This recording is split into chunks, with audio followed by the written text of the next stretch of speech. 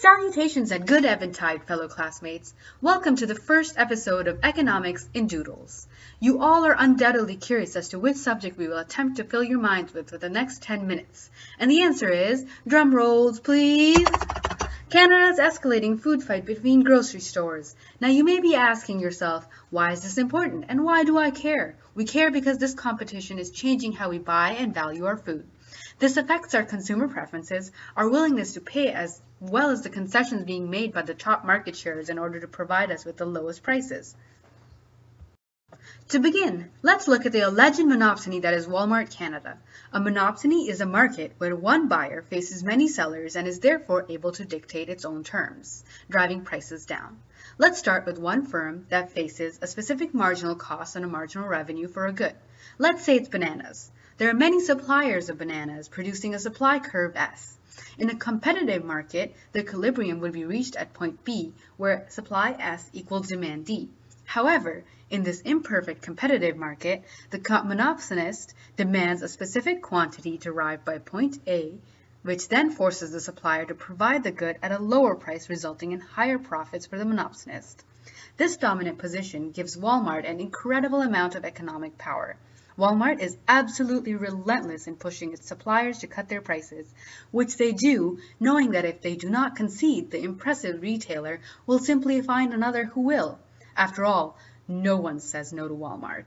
While forcing its suppliers to be more economically efficient for itself, Walmart also undergoes outsourcing to keep its customers satisfied with the prices they pay.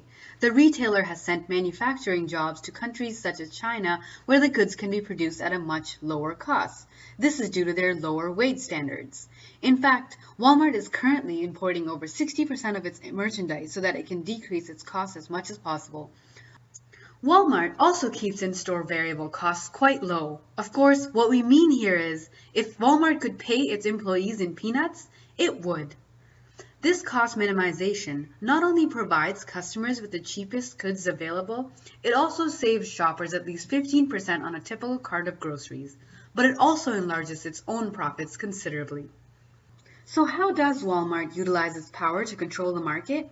Well, as one would expect, the intimidating firm uses its size and productivity to drive smaller competitors out of the market. For a firm to stay in the market for a particular good, it has to price this good above point B, where average variable cost equals marginal cost. Anything lower than this would lead to its shutdown. Firms are forced to compete with Walmart's increasingly low prices, and more often than not, the small firm's break-even price at point C is much higher than the prices it must charge in order to compete with Walmart's low average total cost, which often pushes a competitor to shut down and leave the market. Walmart's capacity to set lower prices puts them in a position of dominance where it establishes prices and competes with other price-taking firms. These fringe firms may hold a significant market share themselves, but are forced to set prices in accordance to Walmart or else be sent packing. Walmart also uses its power to dictate how others run their business. For example, Coca-Cola has permitted the retailer access to its research and development process. Why? Because Walmart continues to be one of Coke's largest retailer. Did you know, at Walmart's request, Coca-Cola launched its new product, Coke Zero?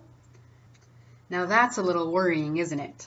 It's clear that Walmart is an extremely influential firm, but what are the retail giants' plans for Canada?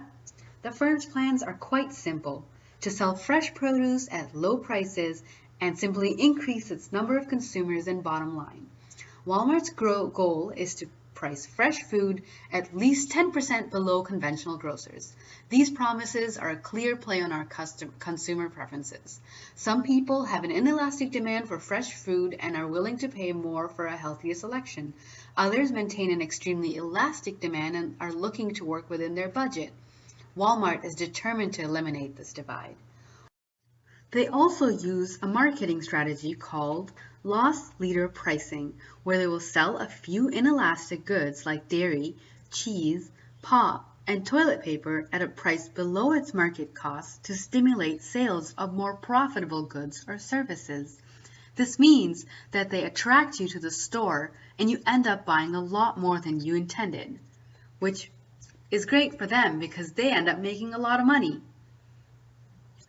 Unlike Walmart, which solidified a strong base of general product before venturing into fresh foods, Loblaw Companies, largely defined by its food assortment, is currently undertaking a general commodity campaign. Loblaw Companies is pulling out the big guns in order to compete for customers. The tactic employed by them is both ingenious and simple. The supermarket chain is currently stocking its stores with new private labels to join the Star low-cost private label President's Choice. These include Bijou for frozen juice, Du Matin for jam, and Terra for canned vegetables.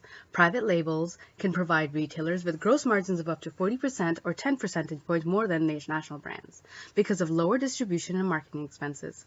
These new discount labels aim at attracting more shoppers and fending off new firms in the grocery market. Shoppers are drawn to private labels because they are 20 to 40% less expensive than brand name products. Loblaw Companies also segments the market by functioning under different banners, like Loblaw's, Superstore, and No Frills. Each of them caters to different socioeconomic levels of society, reaching every customer at different price levels for the same product. For example, let's consider the market for bananas again. A firm produces each banana at a marginal cost of 50 cents. If it produces 30 bananas and sells them in a community where half the monkeys are willing to pay $1 per banana and the rest of the monkeys are willing to pay 50 cents per banana, the firm can choose to charge higher prices to those segments willing and able to pay more and charge less to those whose demand is price elastic. The different pricing schemes provide the firm with an extra profit of $7.50. This is called to-market price discrimination. If we assume that a supplier's marginal cost and average cost remain constant in a community with two markets with different elasticities, the retailer can increase total revenue by charging a higher price to the market with an inelastic demand, and not lose out on the market with an elastic demand by pricing the good at a lower price. This relationship can also be represented through the equation for marginal revenue, where a highly elastic demand leads to lower marginal revenue for the firm. For Loblaw Companies, the segmentation of their market allows them to derive out all of the producer surplus available. Now for a small prize, a pop quiz. Market segmentation comes under what degree of price discrimination? First degree, second degree, or third degree?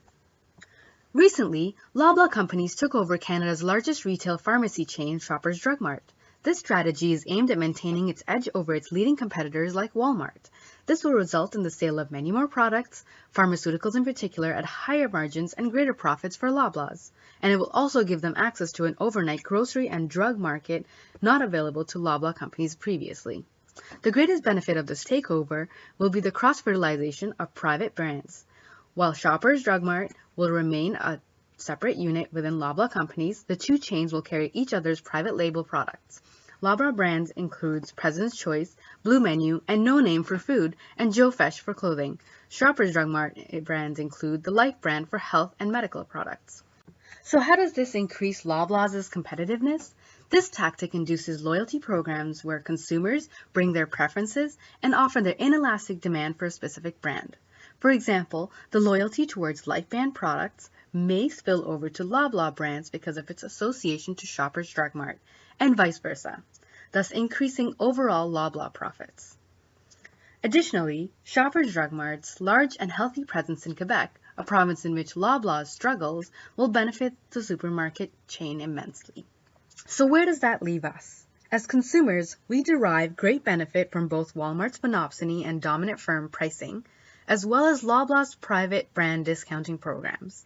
Lower prices means that we get to pay less than we're willing and our consumer surplus increases. But what about the supply side? Unfortunately, there are societal trade-offs for those low prices. Walmart, as already discussed, pays its employees poorly, and Loblaw's too is currently undergoing dramatic wage cuts for its employees in order to produce their discounted goods and to compete within the grocery market.